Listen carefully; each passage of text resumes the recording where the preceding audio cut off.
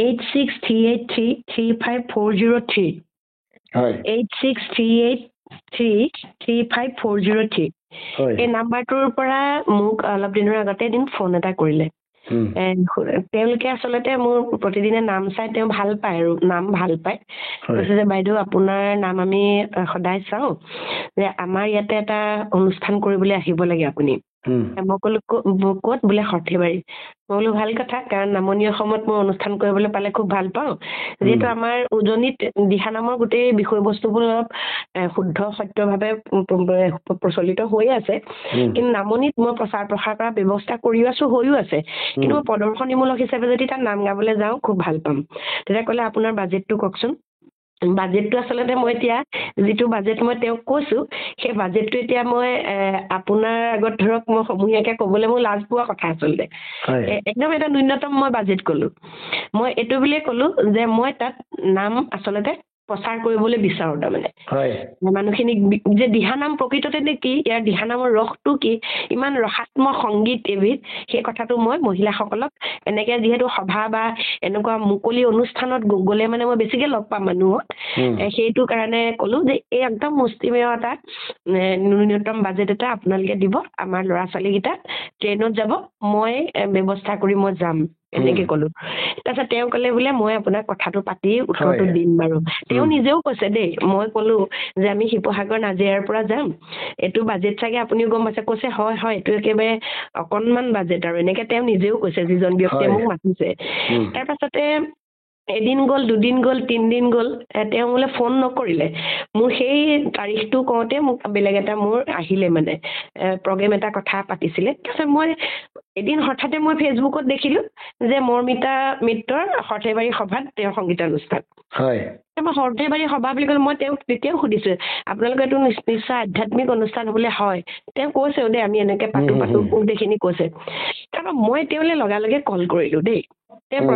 ফোনটো সেইটো সময়ত নুঠাইছিলে ৰিচিভ নকৰিছিলে নিশ্চয় কিবা কামত ব্যস্ত আছিলে চাগে তাৰপাছত নেক্সট ডে কিন্তু তেওঁ মোৰ ফোনটো ৰিচিভ কৰিলে মই ক'লোঁ দাদা মোৰ অনুষ্ঠানটোৰ কথা যে কৈছিলে আপুনি অনুষ্ঠানটো কি হ'ল তাৰপিছত নহয় বোলে বাইদেউ আপোনাৰ বাজেটটো অকণমান বেছি পালে মই তেতিয়াতো আচৰিত খাই গ'লোঁ মই বোলো শিৱসাগৰ নাজিৰাৰ পৰা আমি 15জনীয়া এটা টীম যাম মই আপোনাক যিটো মানে মাননি কৈছোঁ সেই মাননিটো মই গোলাঘাটটো একেবাৰে এই আমাৰ নগাঁও এই মধ্য অসমতে মই এইটো বাজেটত অনুষ্ঠান কৰোঁ এই বাজেটটো বেছিকৈ পালে বোলে এনেকৈ ক'লে আৰু বোলে আপোনালোকক আকৌ আপুনি ক'লে নহয় ট্ৰেইনৰ পৰা পাঠশালাত নামিব পাঠশালাৰ পৰা নিবলৈ দিগদাৰ হ'ব বোলো সেইটোতো ব্যৱস্থা কৰিব পৰা হ'লহেঁতেন কথা পতাহেঁতেন কিন্তু মোৰ কথা হ'ল আপোনালোকে মোৰ অনুষ্ঠানটো বাতিল কৰি মৰ্মিতা মিত্ৰক জানো মতা নাই বোলে হয় মাতিলে বোলো মই যিটো মাননিত আপোনালোকৰ তাত আমি অনুষ্ঠানটো কৰিম সেই মাননিটো মৰ্মিতা মিত্ৰক কোনো কাৰণতে কৰা নাই তাৰপিছতে কি ক'ব আৰু মই বোলো আপোনালোকৰতো আধ্যাত্মিক অনুষ্ঠান আৰু মই সেই শিল্পীগৰাকীক মই ক'বলৈ যোৱা নাই কিন্তু আধ্যাত্মিক অনুষ্ঠান এটাত প্ৰকৃততে আপোনালোকে এগৰাকী দিহানামৰ শিল্পীক কথা বতৰা পাতিলে কিন্তু ন্যূনতম বাজেটটো আপোনালোকে বেছি হ'ল বুলি কৈ পেলানি যে আধুনিক গীত গাবলৈ কাৰোবাক মাতিলে এই কথাটোতো আচৰিত হৈছে মই তেওঁক কৈছোঁ দেই যে চাওক আমি অসমীয়া এতিয়া আমাৰ ভক্তিমাৰ্গীয় সংগীত মেৰুদণ্ড স্বৰূপ আমাৰ এটা জাতিটোৰ গতিকে এইখিনিক আমি বহুত বাধা বিঘিনি নেওচি কৰি আছোঁ কিন্তু কাৰণ আপোনালোকে এই কামটো যে কৰিলে এইটো কিন্তু ভাল কাম নকৰিলে মই তেওঁক তেনেকৈ কৈছোঁ মই এই কথাটো কিন্তু সামাজিক মাধ্যমত মই এই কথাটো অৱগত কৰিম মই এনেকৈ কৈছোঁ যে আপোনালোকে আধ্যাত্মিক অনুষ্ঠান এটা পাতি তেখেতে মাত্ৰ জুবিন গাৰ্গৰ গান কেইটামান গায় সেইকেইটা গান আমি আগৰ পৰা শুনি আছোঁ ঠিকেই সেইকেইটা গান আপোনালোকে বহিৰাগত শিল্পীক আনি যে ইমান ৰঙা দলিচা পাৰিছে আমাৰ জাতি মাটিৰ গোন্ধ থকা যে এই গীত মাতবোৰক আপোনালোকে একাষৰীয়া কৰিছে যে কাৰণটো কি তেওঁ কিন্তু কথাখিনি মানে হয় হয় বুলি কৈ তাৰপিছত ফোনটো কাটি দিলে আপুনি কি বুলি ভাবে মই কৈছোঁ যে অসমত যিটো এতিয়া বৰ্তমান সময়ত যিটো পদ্ধতি চলি আছে মানে বহিৰাগত যিকোনো বিষয়তে বজাৰ পথাৰ এইবোৰ আমাৰ শ্লোগানতে গৈ আছে শ্লোগান দি আছে বজাৰ গ'ল পথাৰ গ'ল এতিয়া কিন্তু অসমৰ সংস্কৃতিৰ চিণ্ডিকেট গঢ়ি উঠিছে কিন্তু সংস্কৃতিৰ চিণ্ডিকেট গঢ়ি আহিছে মই এটা কথা কৈছোঁ যে মই অমিয়া নেওগ কলিতা মোৰ এটা নামহে কিন্তু মই কৰি থকা কামটোকে মই গুৰুত্ব দিছোঁ মই কি কাম কৰি আছো মই ভক্তি মাৰ্গীয় সংগীত মই প্ৰচাৰ কৰি আছো আৰু তাৰ বিনিময়ত এটা ন্যূনতম মাননি লৈছো মই দেই মোক অৱহেলা কৰা বুলি মই ভবা নাই অৱহেলা কৰিছে কিন্তু ভক্তি মাৰ্গীয় সংগীতক অৱহেলা কৰিছে গম পাইছেনে ভক্তি মাৰ্গীয় সংগীতক অৱহেলা কৰিছে মই এইকেইদিন আপুনি যদি চাইছে মই ৰাজীৱ খটিয়াৰ ওপৰত তেওঁৰ লগত মোৰ যথেষ্ট ঘনিষ্ঠ আছিলে ৰাজীৱ খটিয়াই যিটো জীৱন কটাইছিলে তেওঁ প্ৰকৃতাৰ্থত কাকো গালি গালাজ পাৰি কিন্তু তেওঁ গীত গোৱা নাছিলে জাতীয়তাবাদটো তেওঁ তেনেকুৱা কিন্তু নাছিলে তেওঁ জাতীয়তাবাদটো এটা বিশেষ আছিলে সেইখিনি আচলতে একেবাৰে কম মগজু মানুহে বুজিও নাপায় তাৰমানে তেওঁ গম পাইছেনে এইবোৰে কৈ আছিলে তাৰমানে বৰ ঘৰৰ মজিয়াত যে সোমালেহি আচলতে বৰ ঘৰৰ মজিয়াত কোন সোমাইছে এতিয়া আপুনি নিশ্চয় অনুমান কৰিব পাৰিছে আৰু এইটো মই স্পষ্টভাৱে ক'ম প্ৰথমতে ইয়াক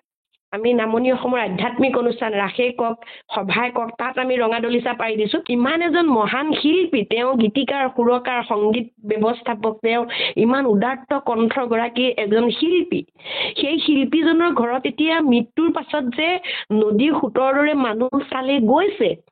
আজি অতদিনে তেওঁক দেখা নাছিলে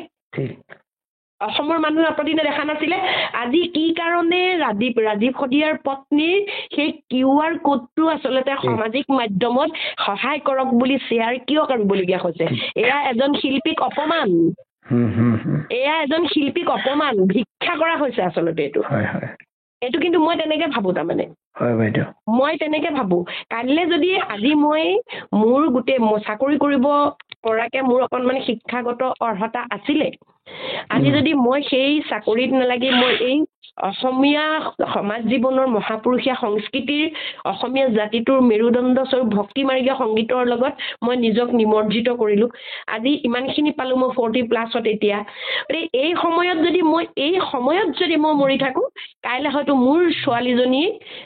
ৰাইজে তেনেকে ক'ব যে আমুক অমীয়া নেওগ কলিতা ভাৰত চৰকাৰৰ সাংস্কৃতিক মন্ত্ৰালয়ৰ পৰা গুৰু উপাধি পাইছিলে প্ৰথমবাৰৰ কাৰণে গুৰু উপাধিয়ে পালোঁ কিন্তু বাকী সমাজে কিমান জানে সেইটো এটা ডাঙৰ কথা যে তেওঁ ছোৱালীজনীক থকা মেলা ব্যৱস্থা কৰিবলৈ আপোনালোকে আৰ্থিক সাহায্য দিয়ক বুলি ক'ব কিন্তু এতিয়া অমীয়া নেওগ কলিতা কেনেকে আছে কোনো খবৰ নলয় এইখন হ'ল আমাৰ অসমীয়া সমাজ মই বাহিৰৰ শিল্পীক অনাত মই বিৰোধিতা কৰা নাই অসমত ভক্তি মাৰ্গীয় সংগীত পৰিৱেশন কৰা বহু শিল্পী আছে মানে অসমীয়া সংস্কৃতিটোত ইমান আচলতে একদম শক্তিশালী আমাৰ আধ্যাত্মিক শিল্পী কওক লোকসংগীত কওক এই থলুৱা গীত মাতবোৰক কি কৰিছে আচলতে কি কৰিলে আচলতে এই কথাটো এবাৰ ভাবকচোন আপুনি গতিকে ইয়াতে গাঁৱে ভূঞে হাজাৰ ৰাজীৱ